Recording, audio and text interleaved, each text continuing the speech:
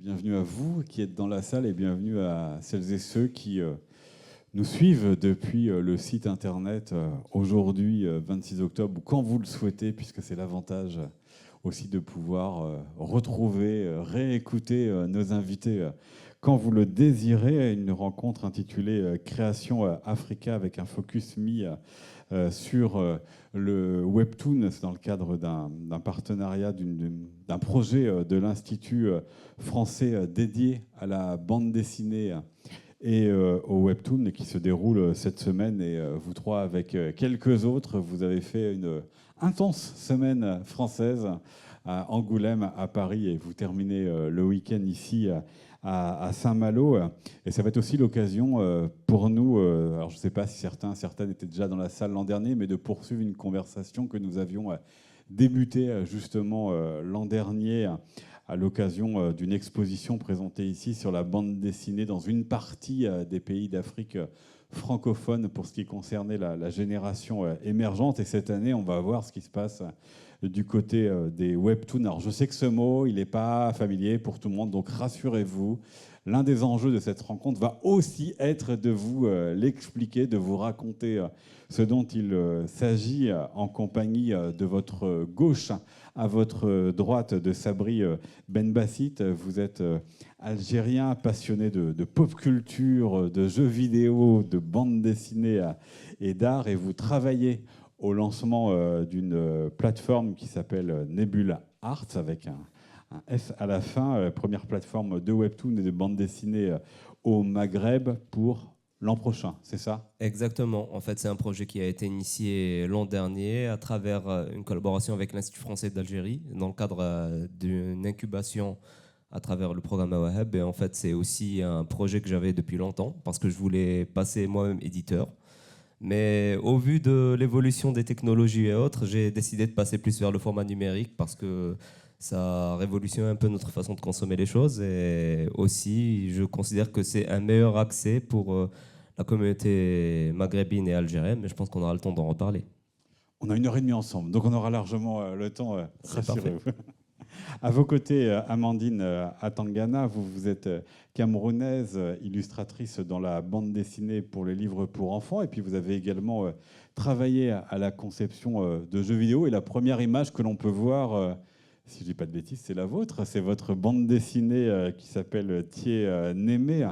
Et vous êtes ici pour cela, mais aussi parce que vous êtes la PDG de Kouza, qui est une agence créative basée à Yaoundé et dont le nom se traduit par Horizon en français. Vous y accompagnez des entreprises dans leur numérisation, notamment autour de la communication, et vous œuvrez donc aussi autour de la bande dessinée et du webtoon, avec comme objectif de devenir un acteur clé de cette industrie chez vous et dans les pays autour de chez vous.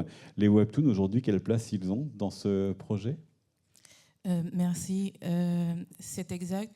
Les webtoons prennent davantage de place parce que de toute façon, dans notre environnement, on se retourne beaucoup vers le numérique. Les jeunes sont beaucoup plus intéressés et trouvent beaucoup plus facilement du contenu numérique. Aussi, le webtoon tend à devenir une habitude de consommation de notre côté. Et nous avons donc trouvé intéressant dans nos activités de pouvoir fournir du contenu webtoon dans notre environnement, parce que dans notre environnement, il y a beaucoup de communautés qui se sont créées autour de la bande dessinée et qui sont de plus en plus attirées par le webtoon. On va avoir évidemment aussi l'occasion d'en reparler ensemble dans cette heure et demie. Et puis à mes côtés, Rhys Jonarol Massengo, vous êtes congolais de la République du Congo, auteur d'une bande dessinée et déjà d'une série webtoon Nsi MPT. On verra quelques images tout à l'heure, qui est publiée par Dupuis sur leur plateforme dédiée à ce format-là, qui s'appelle Ono. Et vous portez également le projet Kukia BD, qui est une maison d'édition et une application en ligne de lecture de bande dessinée congolaise, ainsi qu'un studio de création graphique, donc une plateforme véritablement dédiée pour assouvir votre soif de webtoon. Exactement. J'ai D'abord, je suis auteur de bande dessinée à la base, hein, et ça fait un peu plus de 11 ans que j'exerce dans l'illustration et la bande dessinée. Et le webtoon, je l'ai découvert il y a, on va dire, 8 ans déjà, en tant que lecteur, bien sûr. Et en tant qu'auteur, j'ai commencé à faire du webtoon en 2021. 2021, si on calcule, ça doit faire 3 ans. 3 ans à peu près que je fais du webtoon dans la série TBT que vous avez dit publiée par les éditions Dupuis et que vous pouvez retrouver sur la plateforme Ono. Et je suis également porteur du projet Cookia, qui est une maison d'édition aussi, hein, je dois préciser, une maison d'édition. Et à côté de ça, nous travaillons aussi à mettre en place une plateforme de diffusion de webtoon. Question pour nous aussi de se mettre au diapason de ce qui se passe actuellement au niveau, du livre, hein, des jeunes aujourd'hui qui sont beaucoup plus attachés au smartphone et au contenu numérique. Et nous, pour ne pas passer, déjà moi je suis un grand amateur de bande dessinée traditionnelle, et c'est à partir de ce projet, vous m'excusez, le projet de diffusion de webtoon, que nous voulons surtout être au pas de ce qui se fait actuellement. Ouais.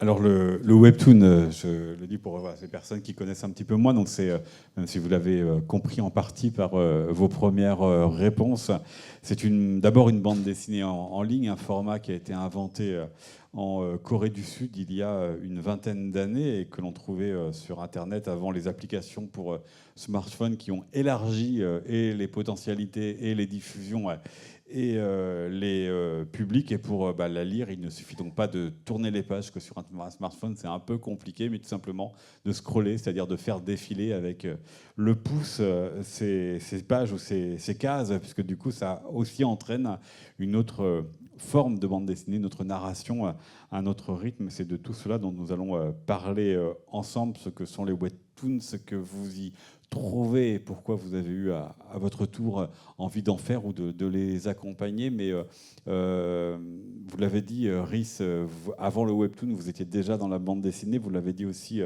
Amandine. Du coup, j'aimerais aussi vous poser la même question, Sabri, de savoir qu'est-ce que vous faisiez, vous, avant le webtoon, qui pouvait déjà avoir un lien avec cet univers et l'univers de la bande dessinée. Parce que c'est ça aussi votre particularité, c'est que vous n'êtes pas né dans la bande dessinée par le webtoon. Ni l'un, ni l'autre, ni l'autre. Si je devais commencer, en fait, j'ai un parcours assez particulier. Mais principalement, j'avais commencé par l'écriture il y a de cela quelques années, à travers principalement le FIBDA, le Festival de la bande dessinée en Algérie, qui est considéré comme étant le plus grand festival de BD en Afrique. Bon, je ne sais pas si c'est encore d'actualité, mais à une époque, ça l'était. Mais en tout cas, à l'époque, je voyais ce qui se passait dans le domaine de la bande dessinée. J'écrivais, on avait écrit pas mal de scripts avec des auteurs, on voulait les diffuser, mais ça ne s'est pas fait. Entre-temps, j'ai beaucoup plus transitionné autour de l'événementiel, où j'ai organisé énormément d'événements autour de la pop culture, du jeu vidéo essentiellement, mais aussi tout ce qui était animation et autres événements. C'était des petites conventions qui se faisaient ponctuellement. Et étant donné que j'étais en train d'étudier aussi aux Beaux-Arts d'Alger, j'ai fait aussi une toute autre spécialité qui était la sculpture. Et en parallèle, je faisais du cosplay. Donc, beaucoup de choses qui sont très différentes. Mais en dehors de ça, pendant les dernières années, je m'étais surtout focalisé sur ce qui me faisait vivre, qui était l'événementiel principalement, et aussi le marketing et la communication, parce qu'on avait fondé une agence de com avec mes collaborateurs et on a essayé de garder ce côté passionné de pop culture, surtout à travers le jeu vidéo. Et depuis l'an dernier, je m'étais dit, je crois que c'est le moment de se remettre à la bande dessinée. Et comment vous, et ce sera la question que je vous poserai à tous les trois, comment vous avez découvert le webtoon, puisque c'est un genre assez nouveau. Je l'ai dit, ça existe certes depuis une vingtaine d'années en Corée du Sud, mais d'abord, il y a 20 ans, vu votre apparence, vous deviez être encore très très jeune. Et puis, c'est pas parce que ça existe depuis 20 ans que nous, ou vous, on le connaît depuis 20 ans. pour en parler, je dirais que je connais surtout la bande dessinée depuis mon plus jeune âge, surtout à travers les revues de Picsou Magazine, etc., quand j'étais beaucoup plus jeune. Donc ça se vendait énormément. Et quand Internet est venu, on a tous commencé à consommer du contenu numérique de façon générale. Je me rappelle que, pas en particulier le format Webtoon, mais tous les formats numériques de BD, je regardais ça depuis les environs de 2009-2010 en ligne. Mais j'avais déjà commencé à remarquer les formats coréens dès l'année 2010-2011 parce qu'il y avait déjà ce style graphique propre aux Coréens qui était déjà diffusé. Il y avait aussi pas mal de creepypasta, si les gens s'en souviennent, qui étaient en format Webtoon. Donc, creepypasta. Merci. J'ai vu ton regard. Les creepypasta, c'est des histoires d'horreur que l'on écrit sur le net par des amateurs et autres. Mais en fait, il y avait un style qui m'avait particulièrement, que j'avais particulièrement remarqué, c'était des creepypasta écrites par des illustrateurs coréens qui étaient diffusés sur le net. Et ça ressemblait principalement au code du Webtoon, c'est-à-dire c'est des histoires que l'on lit en défilant verticalement, directement. Et il y avait aussi une petite particularité que j'avais beaucoup aimé à l'époque, c'est que certaines s'animaient. Enfin, c'était pour créer des screamers, mais comment est-ce qu'ils animaient? C'est qu'on se retrouvait par exemple à la case page 11, on crée une accélération jusqu'à la page 25, ce qui fait un faux effet d'animation. Et ça, j'avais trouvé génial à l'époque. Et par la suite, je me suis encore intéressé davantage à ce que produisaient les Coréens de leur côté. Mais j'étais principalement un lecteur de manga, je ne vais pas mentir. Et surtout, je dirais, vers les coups de 2016-2017. C'était, je crois, à ce moment-là que les plateformes comme Webtoon, les Incomics commençaient à apparaître davantage et faisaient énormément de marketing digital. C'est comme ça que j'ai vraiment adhéré au format et j'ai commencé à en consommer. Et vous, Amandine Atangana, comment vous avez découvert et comment vous avez été séduite par ce format du Webtoon? Ok. Déjà, je vais partir du tout début, comment je suis arrivée au Webtoon. Je dois dire que j'ai commencé à travailler professionnellement dans l'univers créatif en tant qu'illustratrice dans un studio de jeux vidéo. Ça a été une belle expérience. Je travaillais sur des jeux pour smartphone dans le studio de jeux vidéo Kiro Games au Cameroun. Et par la suite, j'ai commencé une carrière en tant que freelance. C'est à peu près à ce moment que c'est devenu assez évident parce que de toute façon, depuis l'enfance, je consomme des bandes dessinées. J'ai toujours été intéressée par le manga. En 2016-2017, je commence à découvrir des plateformes où on peut lire des scans. Et à peu près à la même période, quand je commence à travailler de manière indépendante, je commence à avoir des interactions avec les maisons d'édition, à me documenter beaucoup plus dans l'idée d'être édité, soit localement, soit à l'international. Et je me rends compte que la chaîne du livre est assez particulière, avec beaucoup de difficultés dans notre environnement. Beaucoup de personnes sont intéressées par ce qu'on poste sur les réseaux sociaux. Ils veulent en savoir un peu plus. Ils veulent découvrir des séries, mais la production, c'est quelque chose qui reste assez coûteux et il n'y a pas assez de diffuseurs pour que beaucoup plus de personnes puissent avoir accès à nos contenus. Donc, je me suis dit, pourquoi pas le Webtoon? Parce que de toute façon, il y a des séries que j'ai découvertes, que j'ai trouvées très intéressantes. Et je pouvais passer des heures et des heures à scroller pour découvrir un peu plus. C'est un vrai régal. Alors, c'est devenu évident pour moi de pouvoir m'investir dans le Webtoon.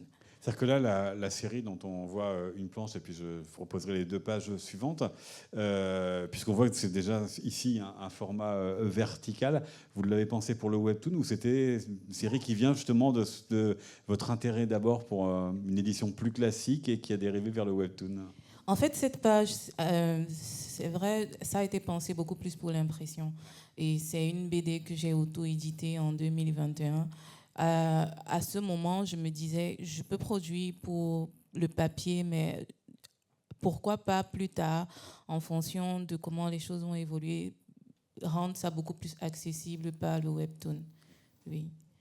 Et vous, Rhys Jonarol Massengo, comment vous avez aussi découvert le Webtoon pour qu'un jour vous vous disiez, à moi d'en faire?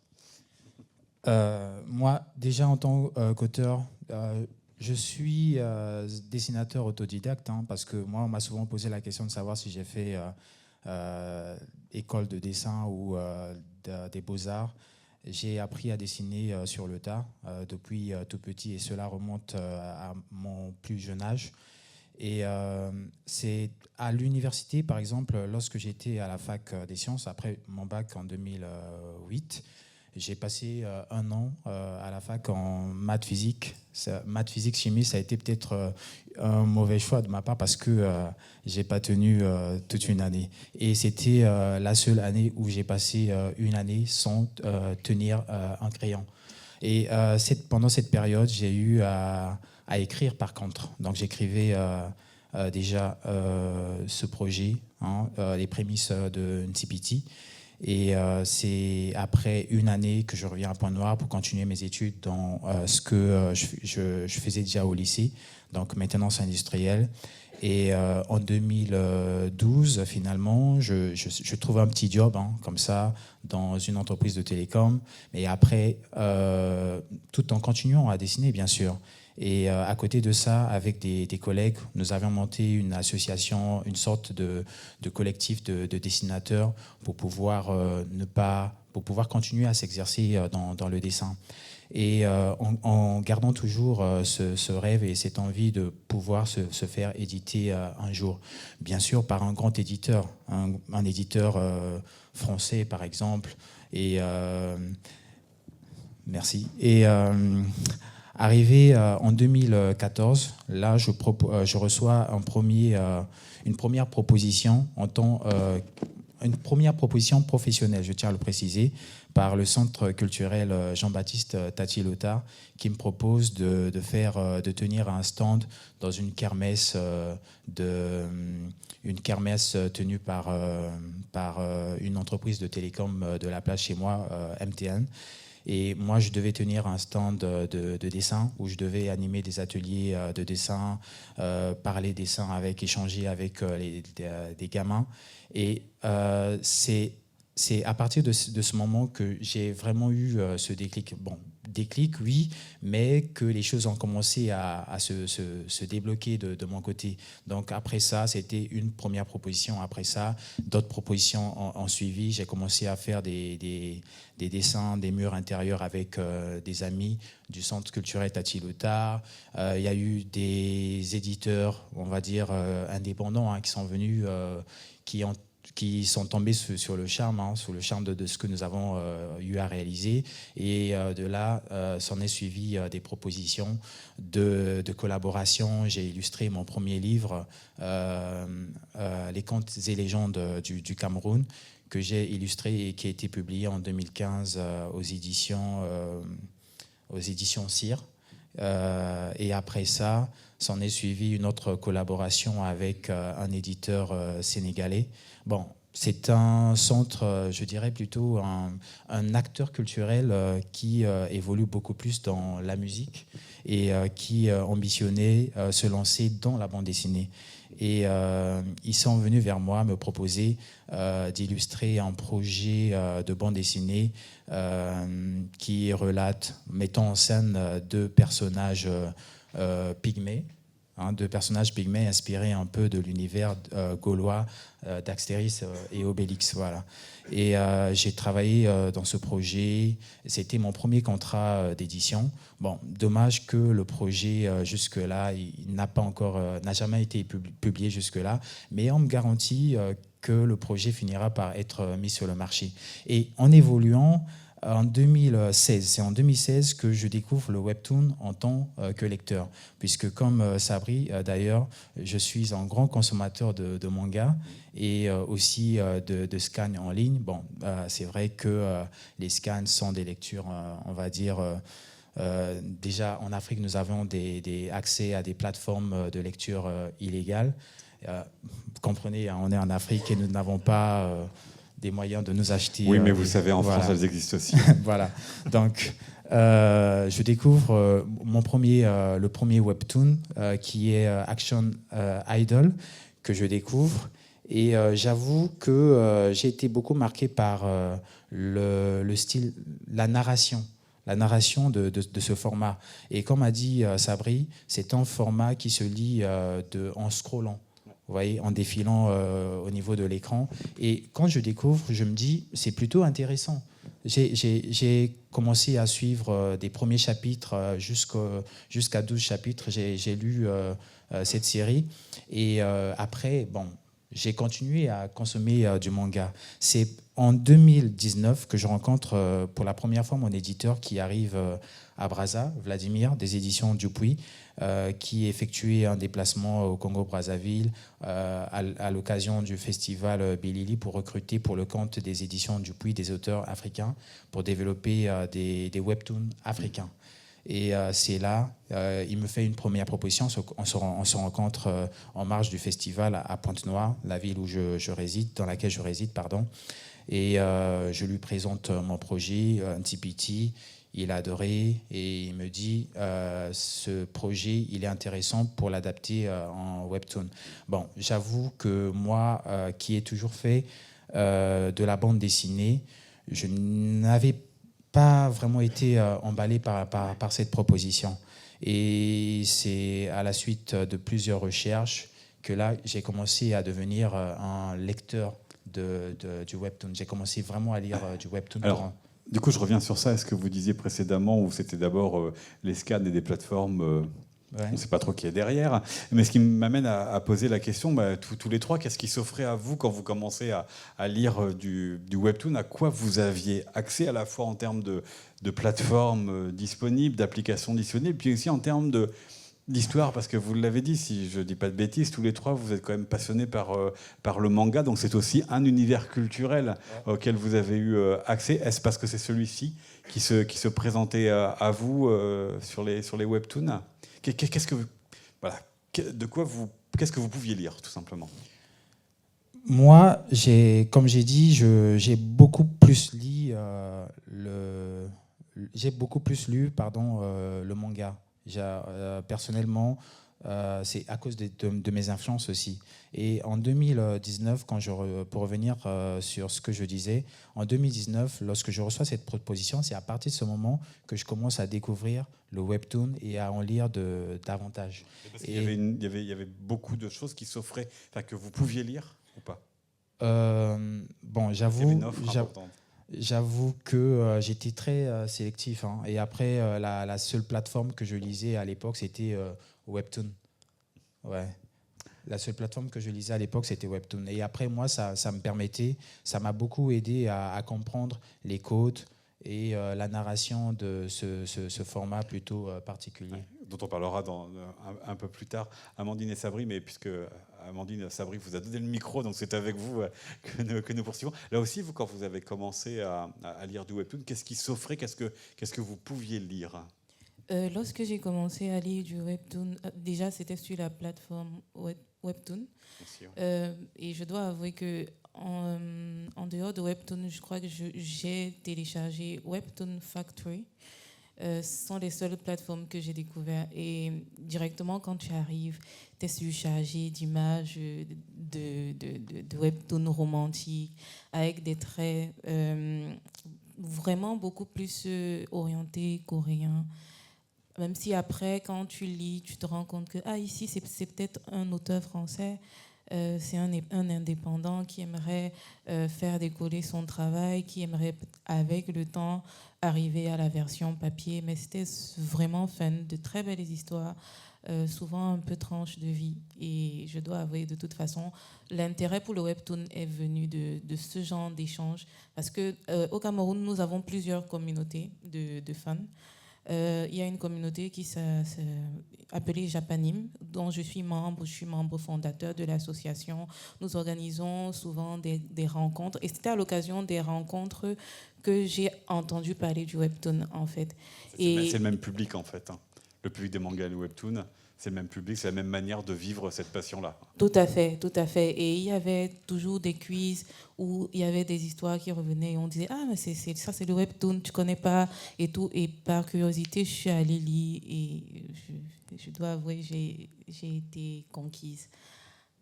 Mais juste, Amandine, un petit mot avant. Est-ce qu'il y avait suffisamment d'histoires à lire quand vous avez commencé à vous y intéresser, ou est-ce que le marché était assez pauvre? Il y avait assez d'histoires. Bon, moi, j'ai commencé récemment. Hein. Je crois que ça doit faire 2 ans et demi. Donc, c'était déjà assez fourni. Et vous, Sabri?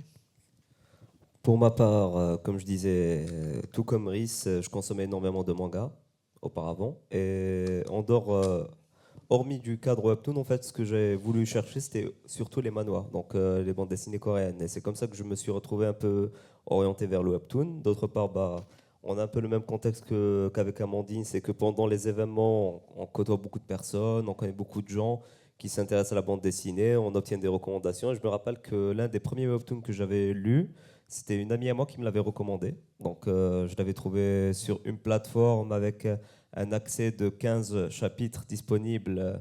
Et c'était au début des smartphones. Donc, c'était vraiment en mode scroll. Donc, c'était sympa à lire et c'était facile à faire le soir avant de dormir, etc. Et quand j'étais arrivé à 15 chapitres et que je ne trouvais pas la suite, ou bien qu'il fallait payer la suite, bah, je suis allé me rabattre sur des sites de scan, bien évidemment. Mais là, c'est plus le contexte de pouvoir payer un abonnement. Et au fur et à mesure, bah, j'ai commencé à m'intéresser à ce type de contenu, surtout à travers la plateforme Webtoon que l'on retrouvait énormément. Et je me rappelle aussi d'un autre webtoon que j'avais beaucoup lu, c'était The Adventure of God. Donc, je crois que c'est ça, si je ne me trompe pas. C'est une série humoristique sur Dieu dans son paradis qui cherche les anges, qui discute avec Satan, etc. C'est vraiment de l'humour. Mais c'était une série qui était assez pleine parce qu'il y avait mine de rien 200 chapitres quand j'ai commencé à lire. Donc, beaucoup de contenu. Par la suite, je commençais à croiser d'autres plateformes comme Lezing Comics, qui est une plateforme coréenne aussi. Il y avait aussi une autre plateforme que j'avais croisée, mais on retrouvait principalement du contenu romance beaucoup plus, ou bien des petites aventures avec des styles graphiques assez mignons. Mais ce qui m'avait surtout intéressé à l'époque, c'était la facilité de lecture sur un téléphone mobile à tout moment, dans les transports en commun, etc.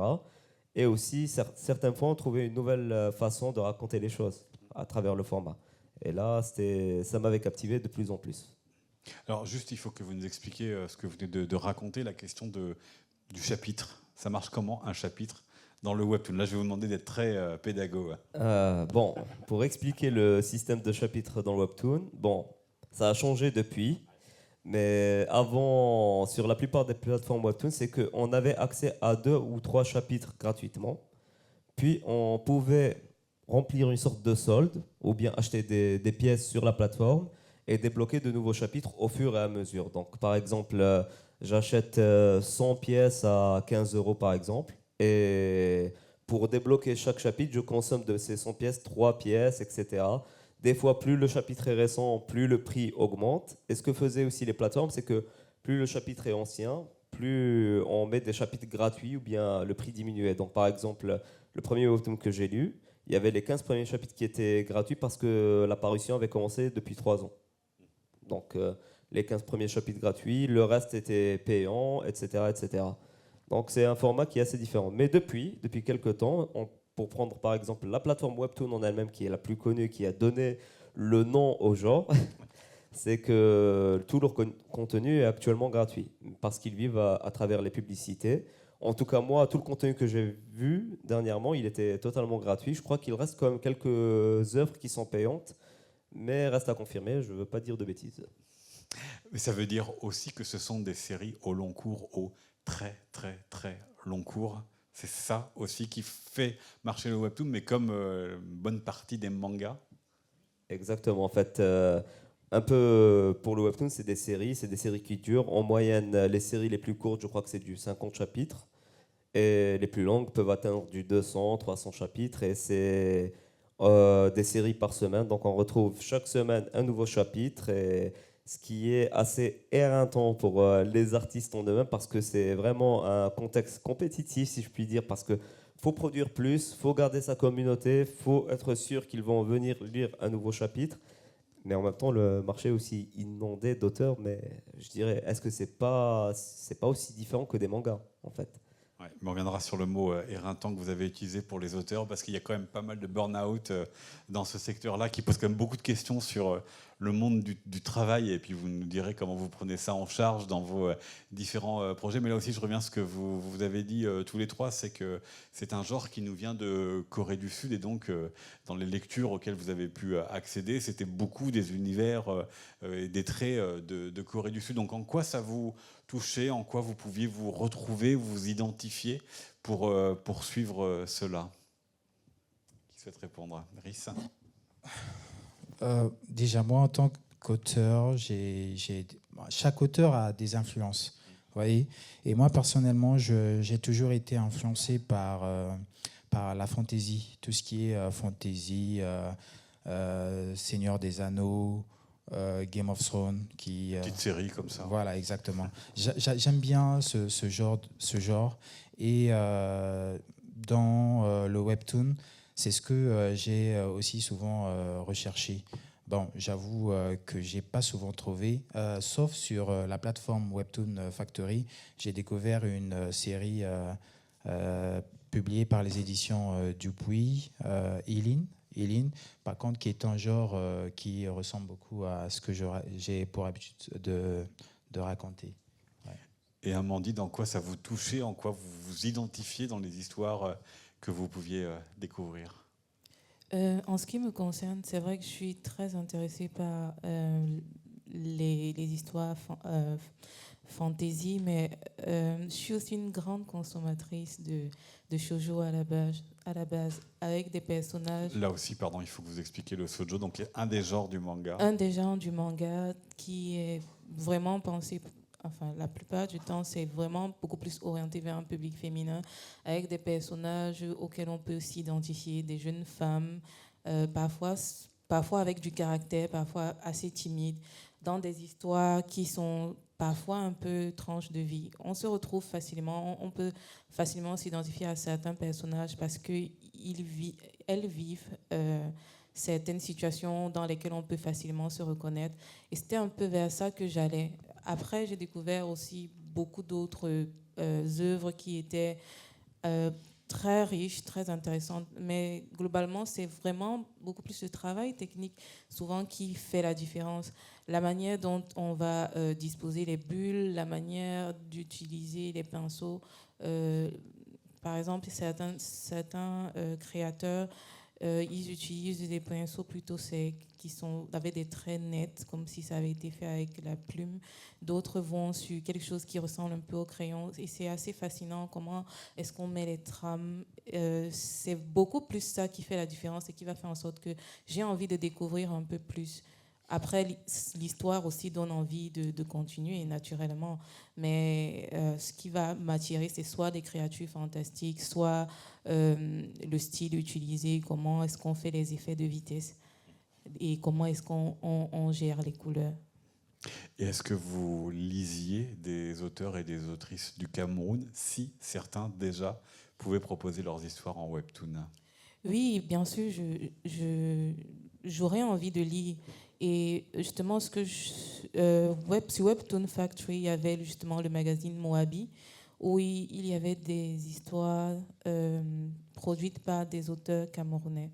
On avait déjà, par exemple, il y a un auteur, Biboum, au Cameroun, qui avait déjà produit deux chapitres très intéressants d'un webtoon intitulé Kalakuta, que j'ai découvert et que j'ai beaucoup apprécié. Et il n'est pas le seul. Et justement, ça donnait envie de savoir un peu plus. Qu'est-ce qu'on propose effectivement? Comment on vend le Cameroun? Comment on vend la culture? Comment chacun se déploie en fait dans ce nouveau format que beaucoup découvraient en fait à l'occasion d'un contrat avec Dupuis. Et alors, dans tout ce auquel vous avez pu accéder, qu'est-ce qui vous manquait selon vous pour que, à votre tour, vous proposiez d'entrer ou d'accompagner des auteurs vers le webtoon? De tout ce que j'ai vu, en fait, pour ce qui est des œuvres, de certaines œuvres, j'avais l'impression que ça a souvent été produit peut-être à la va-vite. Et on n'avait pas forcément l'opportunité de s'appesantir sur certains aspects, de l'histoire. Après, j'ai continué à me documenter pour savoir est-ce que c'est vraiment par rapport aux contraintes du webtoon, comment est-ce qu'il faut disposer chaque écran, est-ce que c'est par rapport à ça. Et d'un autre côté, comme je disais beaucoup plus tôt, on a vraiment cette difficulté-là avec l'édition papier. Beaucoup de personnes veulent avoir accès au travail et aller vers le webtoon m'a toujours semblé être peut-être la solution pour pouvoir diffuser beaucoup plus facilement. Et de mon côté, j'ai toujours eu beaucoup de demandes de formation, beaucoup de demandes par rapport à mes travaux, par rapport à la continuité de certaines œuvres. Et je me suis dit, autant accompagner les plus jeunes qui veulent effectivement avoir une formation avec moi, pouvoir leur permettre de découvrir davantage et de pouvoir saisir des opportunités dans cet univers qui, de toute façon, pourraient leur permettre de travailler sur leurs œuvres et les faire connaître à un public beaucoup plus large. Et aussi pour ce qui me concerne de découvrir mes œuvres. Là, l'image que l'on voit, et puis celle que je vais proposer après, qu'est-ce qu'elle raconte pour vous de votre travail, de là où vous en êtes avec votre projet? Ok, donc là, c'est une bande dessinée, enfin, c'est un webtoon, un projet de webtoon que nous avons décidé de lancer avec mon entreprise Kusa. C'est une sorte de guide de suivi, en fait, pour ceux-là qui veulent se lancer dans l'entrepreneuriat de manière générale, en insérant aussi quelques petites informations concernant l'entrepreneuriat dans le secteur créatif. Là, on a le personnage principal, c'est une jeune fille. Elle est vraiment comme la plupart des jeunes actuellement qui a fini ses études, elle recherche du travail, mais elle voudrait en fait créer de la valeur. Aussi, ce qu'on va découvrir, c'est vraiment comment elle va partir de l'idée jusqu'à la maturation de son projet et quelles sont les contraintes qu'elle va rencontrer. Quelles sont les choses auxquelles il faut faire attention lorsqu'on décide d'entreprendre? Comment est-ce qu'on doit réagir par rapport à l'environnement? Comment est-ce qu'on fait face à certaines difficultés? Et c'est vraiment ce que nous avons pour ambition de mettre en avant dans ce projet. Et le fait que ce soit un webtoon, qu'est-ce que ça change dans la manière de présenter cette histoire, de la raconter, de la mettre en couleur, de la mettre en mouvement? Déjà, il y a les contraintes de temps parce que dès lors qu'on commence à poster, les gens veulent savoir la suite déjà. Et on réfléchit à comment est-ce qu'on peut vraiment s'organiser pour que ce soit disponible chaque semaine.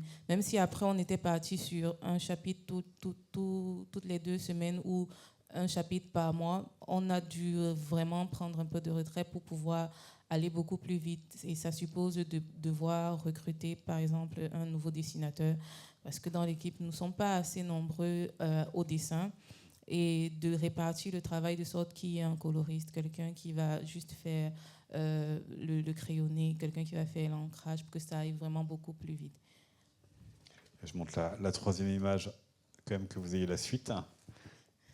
Oui, c'était vraiment juste quelque chose pour rappeler qu'en fait, ces dernières années, on a souvent assez de difficultés avec l'électricité. Ça peut rendre le travail assez difficile. C'était juste un gag, mais c'était aussi pour montrer quelque chose qui est très contextuel. Parce qu'elle a travaillé, elle a oublié d'enregistrer son travail.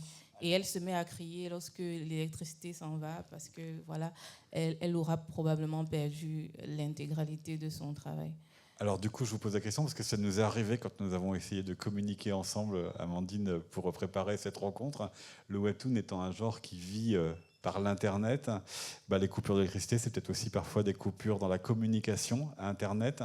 Comment vous faites pour faire vivre des webtoons dans un contexte où il peut être aléatoire, hasardeux, parfois d'avoir une bonne connexion et de pouvoir avoir accès à l'ensemble des histoires quand on le souhaite?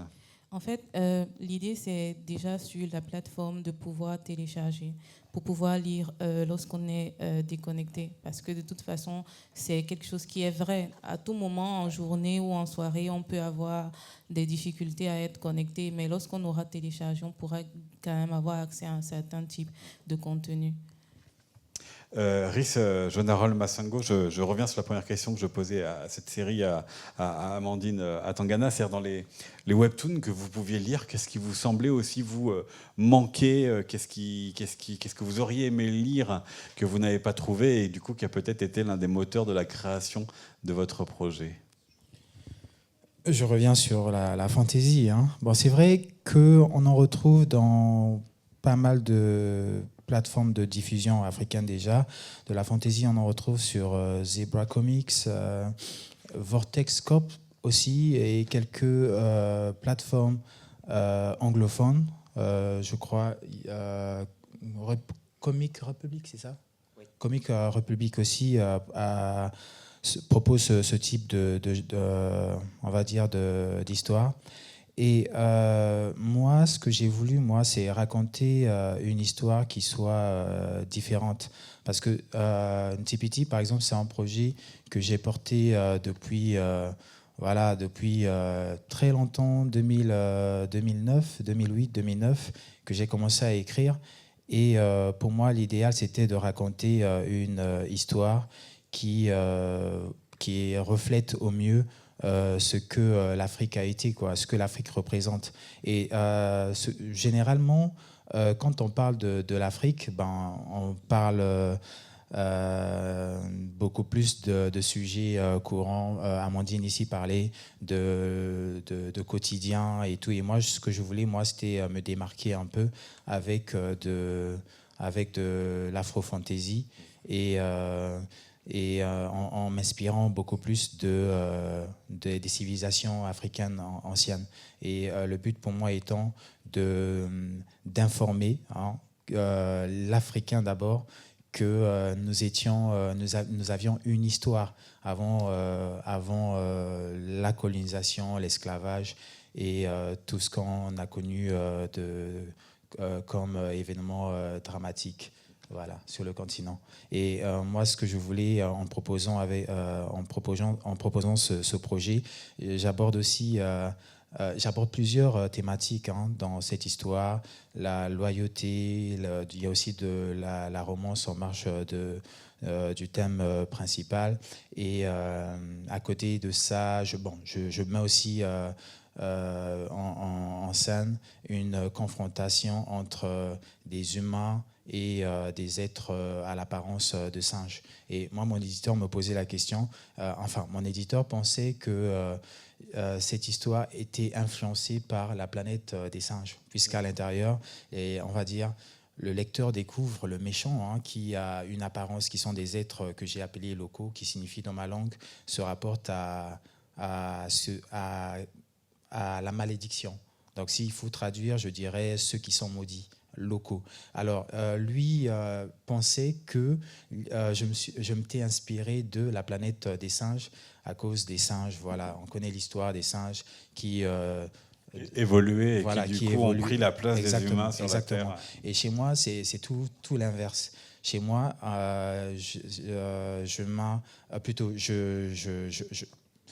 les locaux, j'ai créé une légende autour de ça et aussi une histoire qui dit que les locaux sont nés suite à une malédiction. D'abord, ce sont des humains qui, à la suite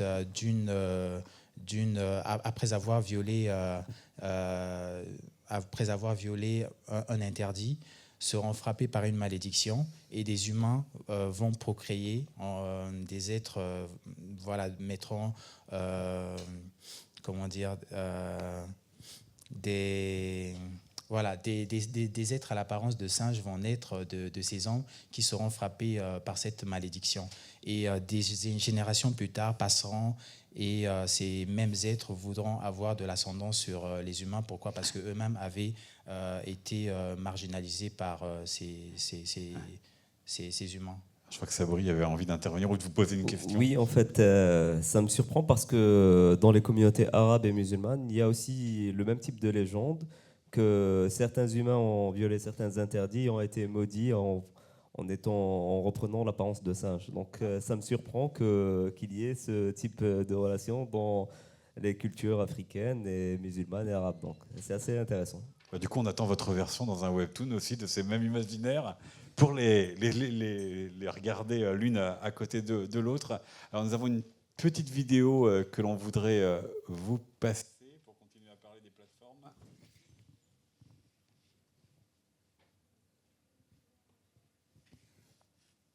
Voilà, donc ça, c'est votre plateforme, RIS. Et j'aimerais que vous nous expliquiez aussi là, ce que vous proposez, puis comment vous l'avez conçu, parce qu'il y a voilà, une pluralité de propositions, plein de genres différentes. Donc, comment on s'en sert de cette plateforme?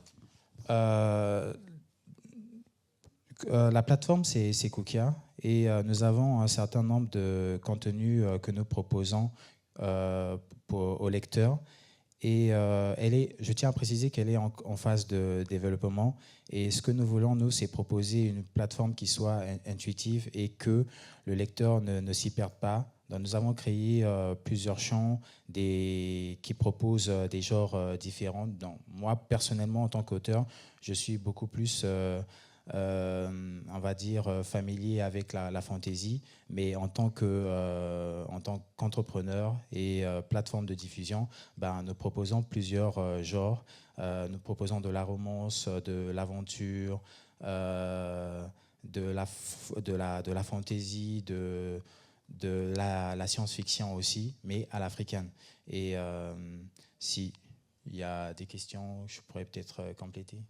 Oui. Bon, on y verra dans un instant sur la question des genres, mais j'aurais terminé ce tour aussi avec Sabri pour voilà. Alors, du coup, je reprends la question qui a ouvert cette séquence dans ce que vous pouviez lire, donc dans les webtoons. Qu'est-ce qui vous manquait, qui vous a aussi donné vous l'envie de créer votre plateforme Nebulart, dont on va voir aussi quelques images dans un instant?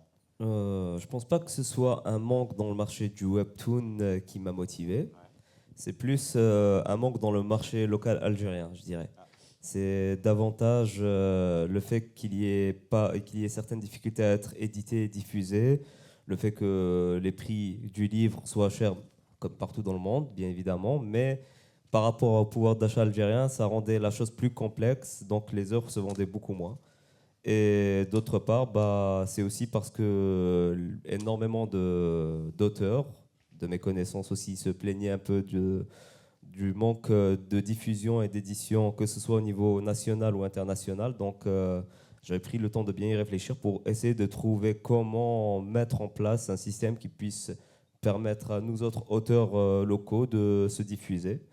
Après, peut-être manque dans le webtoon et dans la bande dessinée de façon générale, c'est avoir des thématiques purement culturelles liées à une région et une ethnie spécifique qui soit africaine. Ça, c'est beaucoup plus la vision de certains projets qu'on a envie de porter parce que, comment dirais-je, c'est que chaque pays porte sa propre culture. Les mangas, ça restera toujours très japanisé, ça sera toujours autour de la culture japonaise, même si il y a énormément d'œuvres qui sont plus orientées occidentales. Idem pour les Coréens, leur contenu est basé sur leur propre culture. Idem pour les Américains avec le comics et encore pour tout ce qui est franco-belge. Donc, en fait, l'idée, c'est beaucoup plus de créer un contenu qui soit local, qui soit adapté et qui soit compréhensible par nos codes à nous, mais qui puisse partager une vision de notre vécu, de comment on perçoit les choses, pour potentiellement créer des licences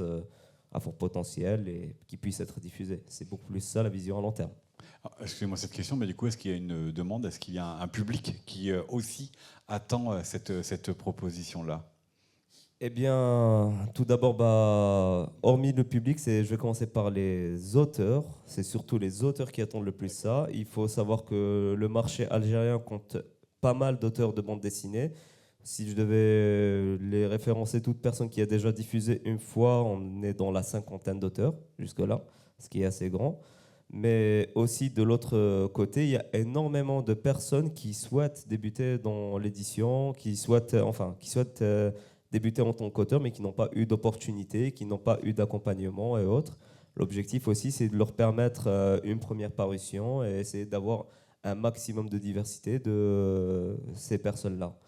Du côté du public, très sincèrement, oui, il y a une certaine demande parce qu'on le voit déjà dans le FIBDA et dans les événements de pop culture de façon générale en Algérie, c'est que énormément de personnes, quand ils découvrent des œuvres faites par des Algériens, décident d'en acheter. Après, la question du pouvoir d'achat est le plus gros problème parce qu'ils ne peuvent pas se permettre de tout acheter. Pour ma part, moi, je me rappelle mon premier FIBDA, j'ai dû acheter 15 albums d'Algériens juste pour découvrir, mais ce n'est pas le cas de tout le monde, c'est pas tout le monde qui pourra se le permettre. Alors, du coup, c'est bien, vous me faites la transition. La question pour tous les trois, c'est quel modèle économique vous avez trouvé ou vous êtes en train de réfléchir pour rendre aussi vos projets viables pour vous, pour les auteurs, et puis aussi pour que le public continue à vous suivre. La question du modèle économique, c'est une question qu'on se pose tout le temps. C'est une question qui, déjà, ne peut pas avoir de réponse sans avoir été testée concrètement sur le terrain, selon moi. Après, il y a plusieurs possibilités. Pour ma part, on était en train d'évaluer la possibilité d'aller sur un format comme font les plateformes de webtoon classiques et aussi à travers de la publicité. Mais l'achat au chapitre se démode d'une part et d'autre part, à long terme, ça revient très cher. Donc on pense aussi aller sur un modèle d'abonnement à la Netflix, d'une autre part. C'est un modèle d'abonnement par le temps, en fait. On s'abonne pour un mois et on peut avoir accès à tout ce qu'il y a de disponible pendant un mois. Exactement. Ou plus. Après, pour la rémunération des auteurs, elle se fait principalement en fonction du nombre de lectures et de relectures selon des quotas. Et bien évidemment, la plateforme prend une part et le reste est reversé à l'auteur. Et ça sera à l'auteur de gérer par la suite s'il a des assistants, s'il a des partenaires, illustrateurs, etc. Dans le cadre de la traduction, là, c'est du cas par cas parce qu'on a, en Algérie, par exemple, on a 3 langues, c'est le français, l'anglais et l'arabe. Donc, si l'auteur souhaite lui-même faire sa propre traduction, c'est davantage intéressant parce qu'on aura directement les mots de l'auteur selon sa vision à lui. Après, s'il n'y a pas ça, ça sera un accompagnement à travers la plateforme, à travers des traducteurs professionnalisés. Et bien évidemment, tout cela sera calculé selon les ventes des contenus traduits. Est-ce que le marché que vous visez, quel est-il? C'est le marché algérien, c'est le marché maghrébin ou c'est la planète entière? Bon, je dirais que toute personne dirait la planète entière, déjà. Oui, mais est-ce que c'est possible pour des raisons d'accès aux plateformes, déjà? Je pense que, hormis les pays qui pourraient bloquer la plateforme en elle-même, je ne vois pas où serait le problème. Mais sinon, si je devais dire quelle serait la cible première, c'est déjà l'Algérie dans un premier temps. Mais pas que, c'est aussi les pays autour de l'Algérie, comme le Maroc et la Tunisie, avec qui on partage pas mal d'éléments culturels, pas mal de codes qu'ils peuvent très bien comprendre. C'est aussi les communautés francophones, parce que le français est la deuxième langue en Algérie, donc automatiquement, on peut les atteindre. L'autre cible, c'est aussi la diaspora algérienne, parce qu'elle est constamment en quête de contenu lié à son pays, que ce soit des personnes qui font beaucoup d'allers-retours, bien que ce soit des personnes qui n'ont jamais connu l'Algérie, parce qu'il y a beaucoup de personnes nées en France, d'origine algérienne, qui n'ont jamais connu l'Algérie, qui souhaiteraient se reconnecter un peu avec cette histoire, ce patrimoine. Au-delà de ça, il y a aussi tous les pays africains parce qu'on partage beaucoup de cultures communes. Par exemple, la légende qu'on vient de citer, il y a encore plus de choses que l'on partage mais dont on ne se rend pas compte à moins de discuter et d'échanger entre nous. Et au-delà de ça, proposer un contenu en arabe et en anglais, ça touche aussi bien les communautés arabes, que ce soit dans la région MENA, mais aussi partout dans le monde, et les anglophones. Donc voilà. Et vous, Rhys Jonarol Massengo, alors cette double question, finalement, le modèle économique viable et durable, et puis le marché, est-ce que c'est la République du Congo, les pays autour, ou là aussi le monde entier que vous visez et qui pourrait accéder à votre plateforme? La plateforme, normalement, elle est accessible on va dire, au reste du monde, pas seulement au Congo.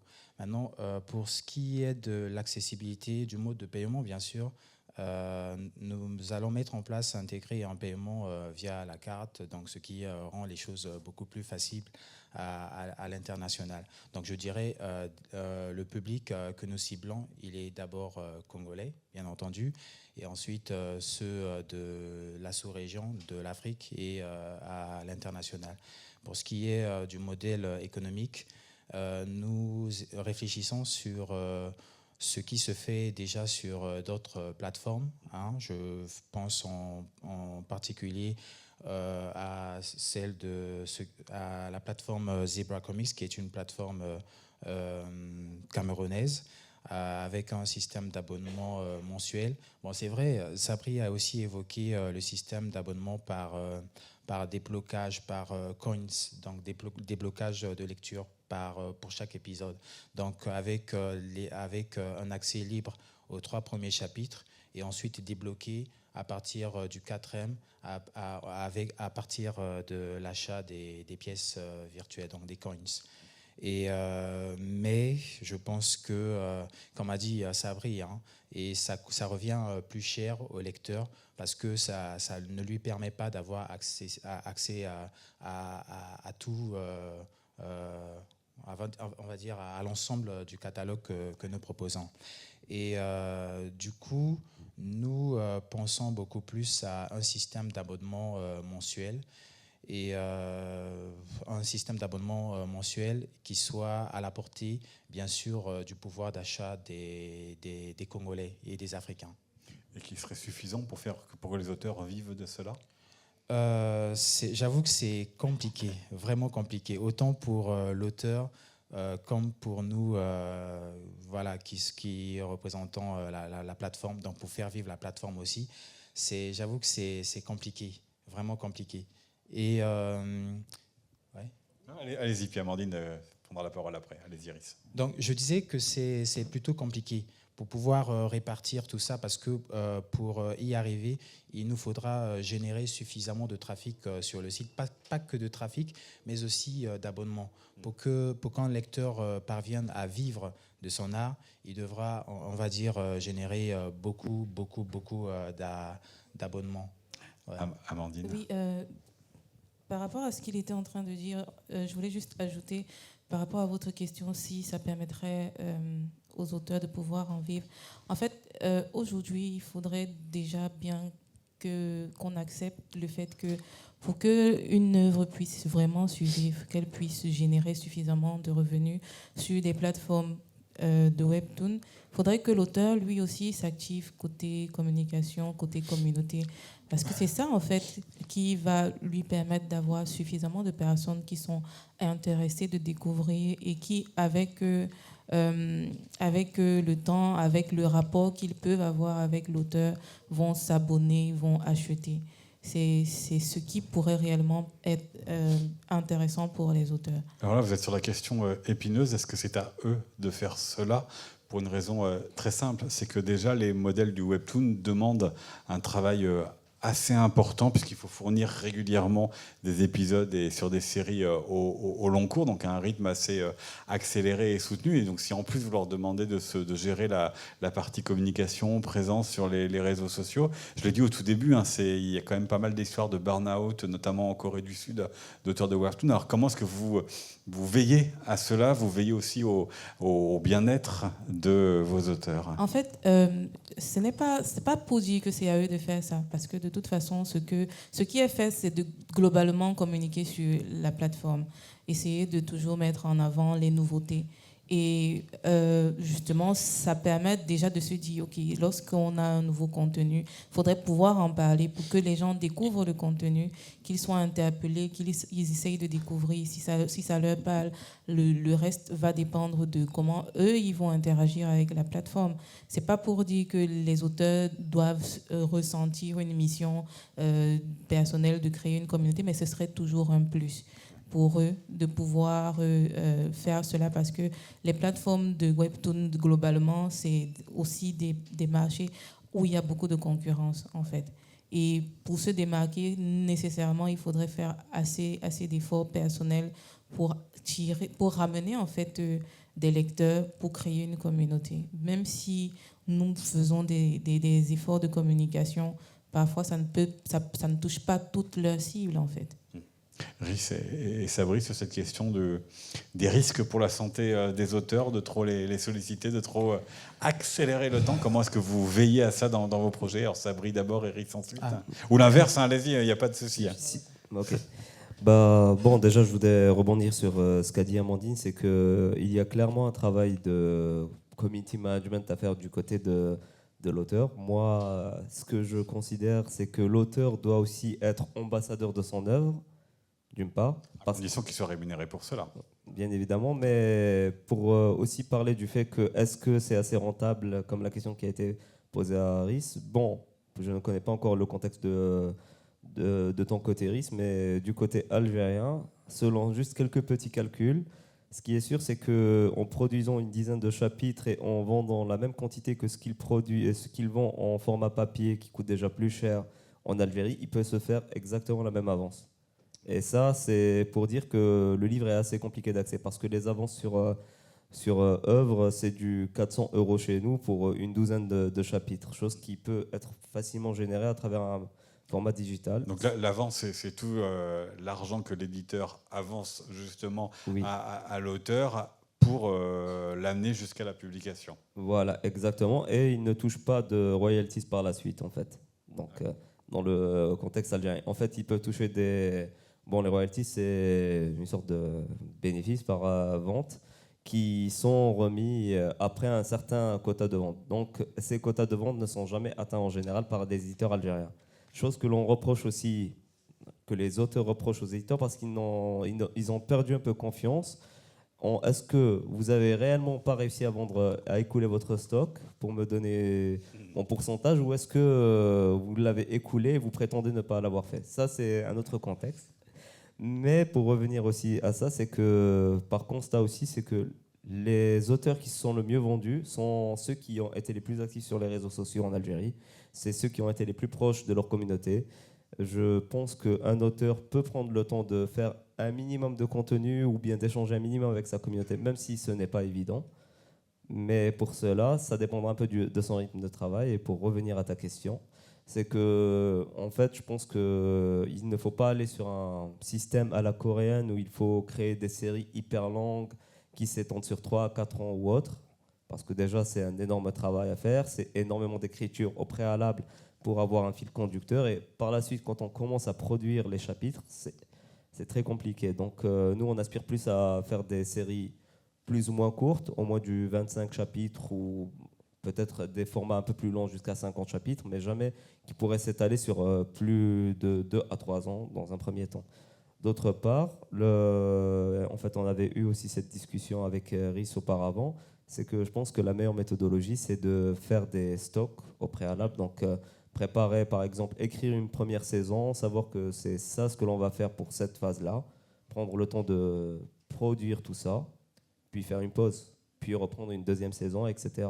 Et je pense que pendant ces temps de pause, c'est à ce moment-là que l'œuvre peut être diffusée, et c'est à ce moment-là où l'auteur a le temps d'interagir avec sa communauté, de se déplacer en événement, parce que en vrai, les événements, c'est l'une des choses les plus importantes pour être en contact direct avec la communauté, les sensibiliser, les toucher et autres. Et après, il s'agit vraiment d'une organisation qui doit être faite aussi bien de la part de l'éditeur que de l'auteur, selon son engagement et autres. Ah oui, parce qu'il faut bien quand même que l'éditeur aussi avance ce temps de travail avant de commencer à pouvoir recevoir de l'argent. Rhys, sur cette même question du bien-être et du souci de la santé des auteurs.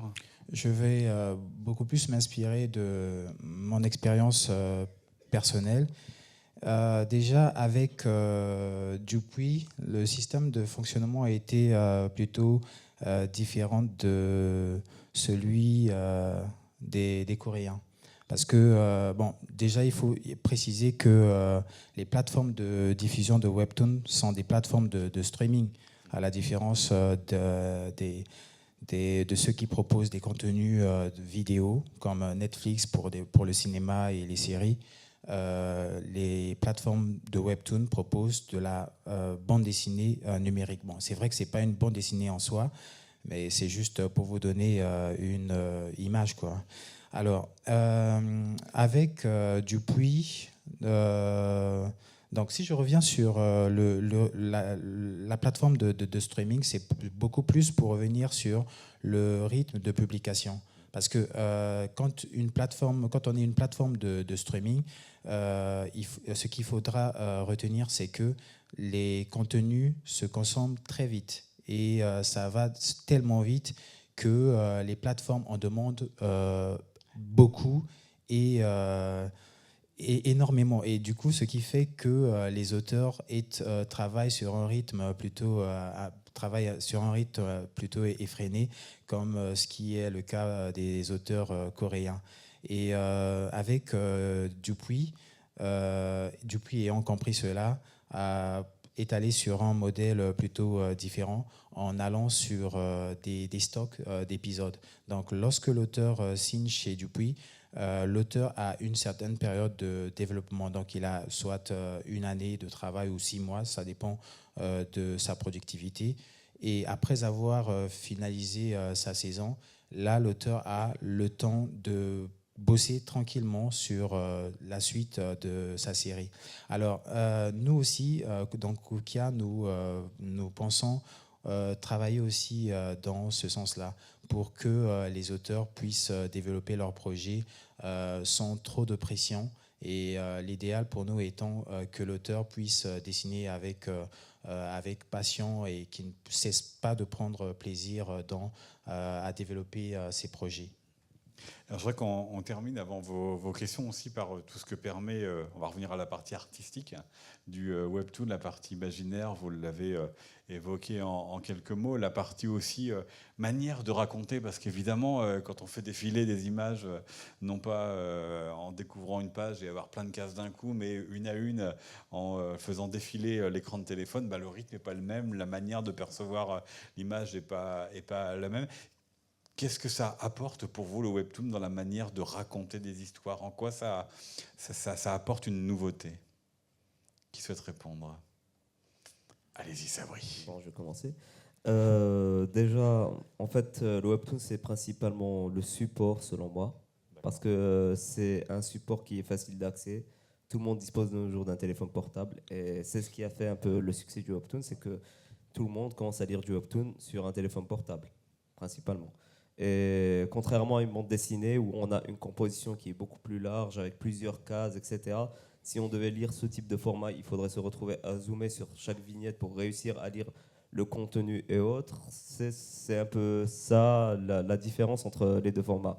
Hormis le style graphique, bien évidemment. Mais pour ma part, je trouve que le webtoon permet surtout de raconter des histoires avec une composition qui est assez différente du manga, parce que le manga se base sur des compositions où on a des cases qui s'entremêlent des fois, avec des effets de mouvement qu'on peut retrouver sur 3-4 cases en oblique, etc. Donc beaucoup d'effets de mouvement sont présents là. Le webtoon, il peut te laisser cette liberté de créer une case, raconter un élément, passer à une autre case en mode ellipse. Donc tu n'es pas vraiment obligé on n'est pas vraiment obligé de produire un élément visuel en fonction de la case qui précède déjà. Donc c'est ce que m'ont dit déjà certains auteurs de webtoon, c'est que ça leur permet une certaine liberté, parce que on peut laisser les gens imaginer directement ce qui s'est passé dans cette petite ellipse, alors que quand on est sur un format classique de manga, c'est très souvent on essaie de voir la même scène à travers 3-4 angles de vue. C'est beaucoup plus complexe, beaucoup plus de détails, beaucoup plus de décors. Aussi, bon, ça c'est vraiment le côté composition de la chose, et hormis ça, les styles graphiques webtoon sont un peu plus simples, parce qu'on se focalise beaucoup plus sur le portrait du personnage. On a moins d'éléments de décor, moins de complexité dans ces éléments. Après, ça dépend beaucoup plus des webtoons, mais là je fais peut-être référence à la romance. Mais il y a un certain effet graphique différent du manga, qui nous simplifie un peu cette lecture, mais aussi la production du contenu. Et puis le mouvement, parce que c'est chez vous là, ce que l'on voit dans la plateforme Nebula, est-ce que c'est aussi une autre manière de penser le mouvement? Bon, là en fait, sur la plateforme, on se base sur 2 types de lecture en fait. C'est qu'il y aura la lecture en format BD classique, comme par exemple là c'était pour nos tests, on avait intégré une page de l'Attaque des Titans. C'est un format qui est plus BD manga, mais il y a aussi l'autre format qui est webtoon. En fait, ça dépendra complètement de l'œuvre, comment elle a été publiée. Et hormis ça, je ne l'ai pas partagé auparavant, mais on travaille aussi sur le format du roman graphique, parce qu'on veut permettre vraiment à tout type d'auteur de publier, de se diffuser sur la plateforme. Donc dès que l'on rentre, on a déjà les 3 premiers filtres. Est-ce que c'est un roman graphique, est-ce que c'est un manga, ou est-ce que c'est un webtoon, puis BD manga, puis par la suite on passe vers l'élément qui est les catégories. Et allez-y, commentez, c'est vous. Bon, ça c'est le premier projet sur lequel on est en train de travailler. Comme je vous l'ai dit, on est plus sur une vision de projets qui sont courts, Et ça, c'est en compagnie de Amin Siamer, qui est un auteur, illustrateur avec qui je travaille depuis des années sur plusieurs projets divers et variés, entre autres le jeu vidéo. Et là, on a entamé ce projet qui s'appelle Patrimoine. C'est une série album avec des styles graphiques plus orientés manga, certes, mais aussi inspiré un peu de comics et autres, avec les degrés. Et l'objectif, en fait, c'est que chaque chapitre raconte un élément du patrimoine algérien à travers des histoires courtes. À chaque fois, on retrouve un nouveau personnage, un nouveau contexte, un nouvel univers, mais on reprend directement un élément historique algérien. Par exemple, le premier chapitre, c'est les bijoux kabyles, et on découvre un peu l'histoire de cet objet d'art, l'histoire qui englobe cette culture, cet élément de patrimoine, à travers différents personnages. Donc là, c'est aussi pour dire quels sont les objectifs, c'est de démontrer toute une nouvelle culture, une nouvelle ethnie, et si tu peux encore défiler un tout petit peu. Je peux. Ça, c'est le... Bon, par exemple, là, vous avez quelques séquences de Alger, de la Casbah, etc. Donc, chose qui est une architecture qui est très différente de ce que l'on peut retrouver en Occident, mais on veut mettre ça en avant. Et pour ce qui est du style graphique, en fait, pour Amin, il a toujours été passionné de manga et de BD, mais il a aussi été... Bon, c'est un illustrateur que je respecte énormément parce qu'il évolue chaque année. Et il a toujours essayé de créer son propre style. Là, son style se situe entre le comics et le manga classique, mais il a aussi fait énormément de styles orientés franco-belge. C'est un style qu'il maîtrise assez bien. Et quand on parle de webtoon, bon, pour lui, il dit le webtoon, j'ai l'impression que c'est un peu trop simple à produire parce qu'il n'y a pas cette réflexion autour de la mise en page, de la disposition des cases, etc. Mais ce n'est pas un format qui le dérangerait s'il devait essayer de s'y essayer.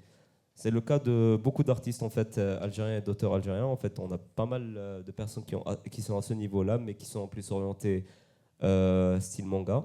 Mais la nouvelle génération, ce que je remarque et que je découvre chaque année, c'est qu'ils sont en train de s'orienter davantage sur un style webtoon. Donc, jusqu'à présent, pour faire la petite parenthèse, c'est que c'est des personnes qui souhaitent écrire des webtoons, qui font des illustrations et qui vendent carrément des prints pendant nos événements, mais qui n'ont jamais été diffusés. Là, j'en ai déjà répertorié plus d'une quinzaine avec qui j'ai envie de travailler. Donc, c'est bon signe.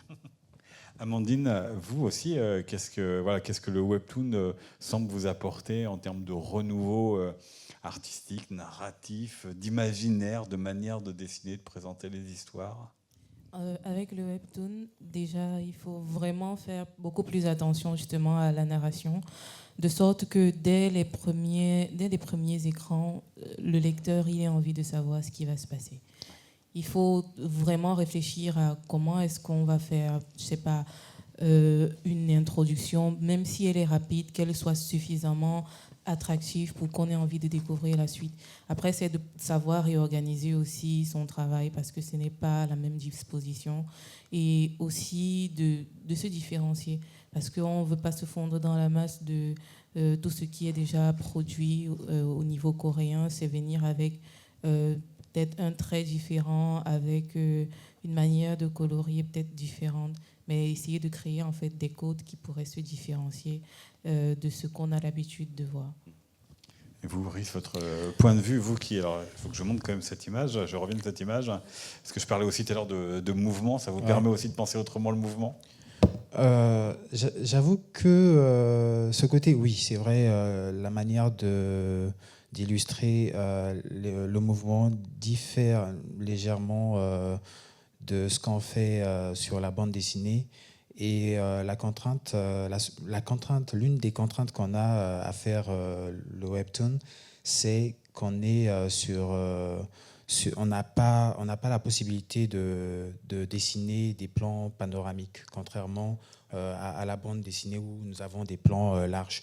Et j'ai découvert dans certaines séries coréennes des auteurs qui arrivaient à reproduire des plans panoramiques, mais c'est plutôt pas agréable pour le lecteur parce que le lecteur est contraint de tourner son écran pour avoir cette visibilité-là, pour mieux lire la scène. Et aussi, ou alors ne penser qu'à une bande dessinée en panoramique. Ouais. Uniquement Ouais. sur l'autre sens. Exactement. Maintenant, la différence entre la bande dessinée réside aussi sur le texte. Parce que les dialogues sont courts, contrairement à la bande dessinée classique. Parce qu'il faut que le lecteur lise assez vite et que la lecture soit fluide. Et j'avoue que dans mes débuts, j'avais cette difficulté vu que, voilà, moi qui ai souvent eu l'habitude de faire de la bande dessinée avec des textes plutôt lents, c'est avec le temps que j'ai compris, que j'ai commencé à comprendre, à m'imprégner davantage des codes narratifs du webtoon.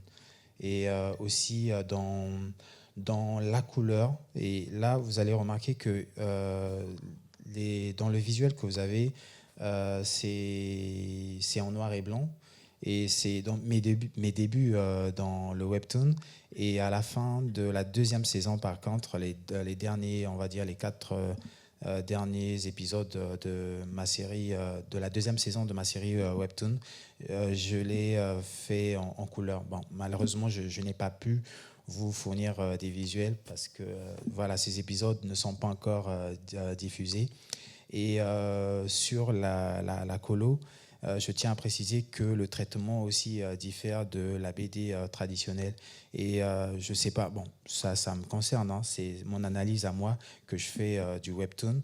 La coloration, les couleurs du webtoon se rapprochent beaucoup plus à celle des dessins animés, des animés. Et déjà, je ne sais pas si vous avez, si vous connaissez Solo Leveling. Solo Leveling, c'est un webtoon à succès, un webtoon coréen à succès. Et quand vous regardez, bon, c'est vrai qu'il y a, on sent la différence, mais pas si grande que ça.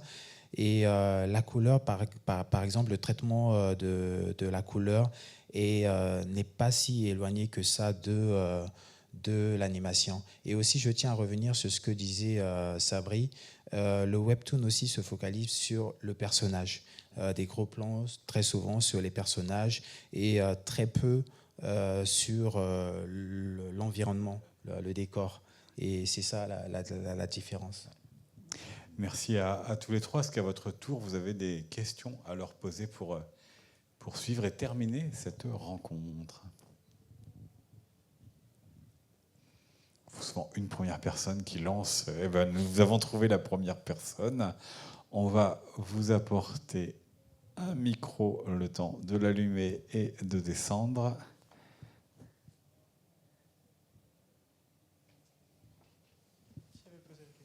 Juste premier monsieur à votre gauche. Bonjour. Je vais me lancer, tant pis.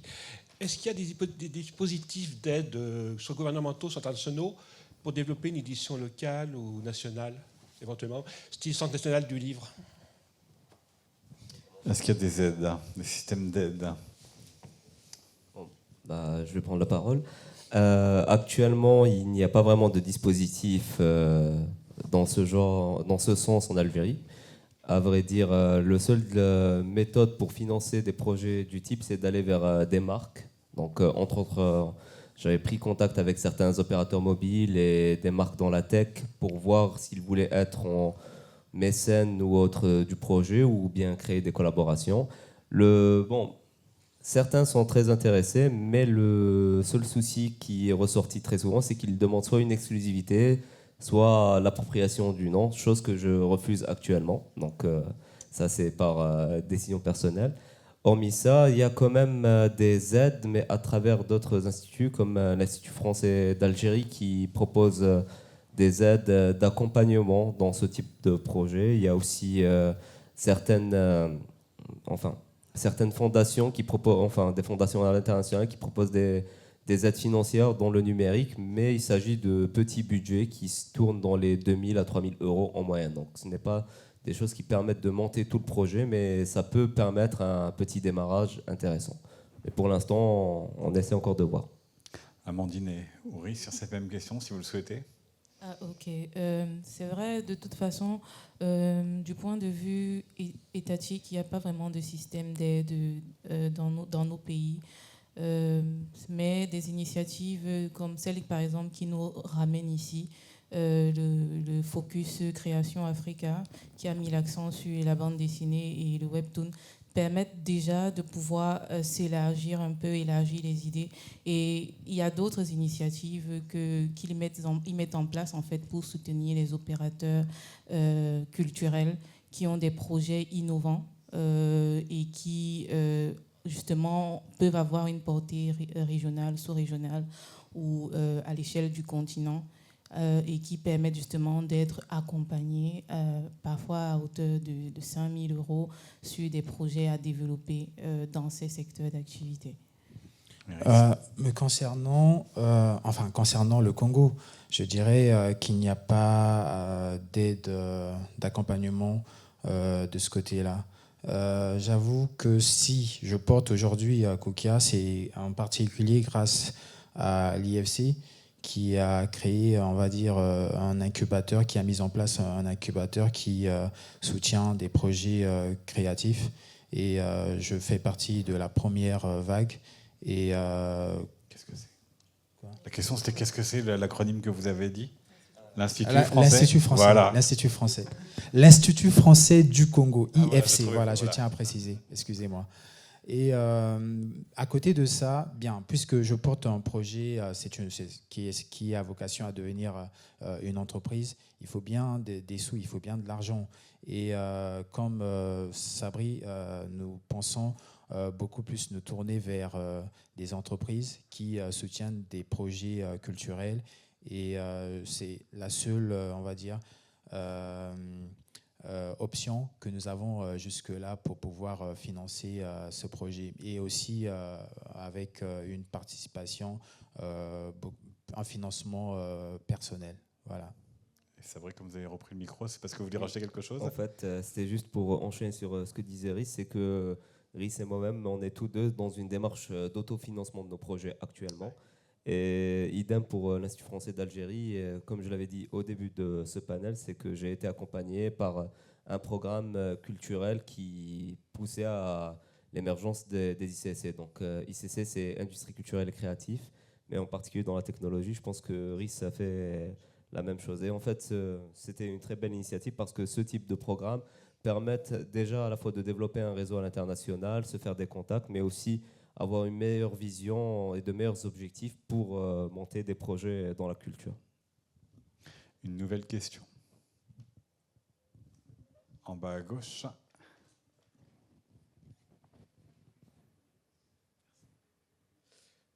Bravo pour cette belle discussion. On a vraiment beaucoup appris, que ce soit à la fois sur l'Algérie, le Cameroun, le Congo. Ce que je voulais savoir, c'est en termes de taille de marché. Là, on parle de webtoon, on parle de marché, on parle de plateformes de diffusion. Il y en a beaucoup qui naissent, il y en a beaucoup qui vont certainement disparaître.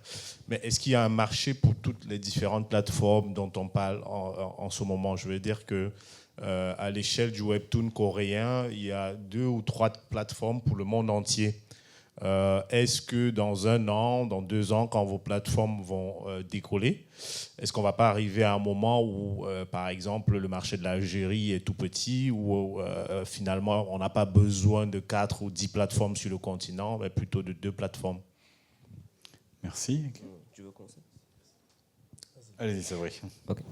Donc, pour répondre à ta question, c'est que déjà, dans un premier temps, on ne peut pas trop comparer les plateformes qu'on initie en Afrique aux grands leaders du webtoon parce que déjà, les artistes et auteurs africains, dès qu'ils essayent de se diffuser sur des géants, n'arrivent pas du tout à être remarqués parce que c'est des communautés qui sont déjà définies, des codes et des styles qui sont déjà définis et il y a des artistes et des œuvres phares que l'on ne peut pas négliger. Donc automatiquement, nous autres artistes africains n'arrivons pas à être remarqués dans un premier temps. Donc il y a nécessité d'avoir des plateformes en local et en région africaine. Pour ce qui est de est-ce qu'il y a nécessité d'en avoir plusieurs en Afrique, déjà je pense que chaque pays africain a ses propres particularités, contexte politique, etc., mais aussi ses propres modes de fonctionnement, surtout sur un plan financier. Donc pour l'Algérie, on dispose de notre propre système bancaire et autres. Donc, il est obligatoire d'avoir une entreprise basée en Algérie pour pouvoir passer par ces modes de paiement-là et pouvoir effectuer des transactions pour acheter du contenu en ligne. Et je pense que c'est similaire pour le Congo. Après, est-ce qu'un jour on arrivera à... Donc, est-ce qu'on a vraiment besoin d'avoir une plateforme en Afrique? Je pense que chaque pays doit avoir au moins une, ou bien il faudra que l'on monte des collaborations entre les pays pour avoir des plateformes qui peuvent prendre des régions, mais aussi, pourquoi pas, faire des collaborations entre la plateforme de RIS et moi-même pour qu'on puisse échanger et partager ce contenu-là. Ça, c'est clair. Mais pour l'international, je pense que ça prendra plusieurs années. Ce n'est pas en 2 ans, 3 ans que l'on peut essayer d'émerger dans un marché international. Ça prendra vraiment énormément d'années jusqu'à ce que plusieurs auteurs puissent exister, mais on espère au moins les faire vivre dans leur région dans un premier temps. Ça, c'est ma réponse. Alors, concernant le marché du Congo-Brazzaville, j'avoue qu'il n'est pas si grand que ça. Et vu que le Congo représente à peine 6 millions d'habitants, et sur la durée, je dirais que nous projetons surtout de faire exister donc, notre plateforme dans le temps, le faire durer dans le temps à travers des collaborations, comme Sabri vient de l'évoquer. J'ai discuté avec Sabri plusieurs fois de ce sujet, de cette question. Et aussi, à côté de ça, je tiens à préciser que nous avons un voisin qui est plutôt... qui représente un marché important, qui est le Congo RDC, la RDC, qui, rien que la ville de Kinshasa, représente 20 millions d'habitants. Et nous pensons pouvoir, après, à partir de là où nous sommes, gagner ce marché qui est plutôt important. Je voudrais compléter aussi ma réponse par rapport à des chiffres, parce que c'est vrai qu'au début, tu as demandé où est-ce qu'on en est en termes de taille de marché, mais je peux déjà donner les chiffres du FIBDA. La meilleure édition du FIBDA qui a eu lieu en 2019. Le festival. Oui, c'est le Festival international de la bande dessinée. Merci de me rappeler d'Algérie. Donc, les meilleures éditions du FIBDA, on arrivait quand même à atteindre plus de 80 000 visiteurs. Ça, c'est les chiffres de l'édition 2019, ce qui est déjà énorme. Et si on arrive déjà à en convertir, on va dire 10%, c'est déjà pas mal. Et ça, c'est seulement le FIBDA, sachant que ce n'est pas tout le monde qui arrive à avoir accès au FIBDA. Il y a aussi énormément de marketing, énormément de déplacements d'événementiers qui doivent se mettre en place en Algérie pour essayer d'atteindre un maximum de personnes. Mais je pense clairement qu'en termes de communauté, sur 42 millions d'habitants, on peut avoir des communautés de 100 à 200 000 lecteurs intéressés qui peuvent être convertis. Donc ça, c'est un peu les objectifs qu'on se donne, mais qui prendront quand même un peu de temps. Mais c'est tout le mal qu'on vous souhaite. Merci. Plus ce marché que ce temps. Alors on va s'arrêter ici, parce qu'il est 17h. Merci beaucoup Amandine Atangana d'être venue nous parler de votre projet. Merci à vous Sabri Benbassi. Donc Nebular, c'est le titre de votre plateforme. Et merci à vous Rhys Jonarol Massengo pour Koukia BD. J'espère qu'on pourra concourir tout court. J'espère qu'on pourra tous les trois évidemment continuer à vous découvrir et à vous lire très prochainement. Merci beaucoup à vous. Merci à vous. Merci aux bénévoles et aux techniciens qui ont accompagné cette rencontre.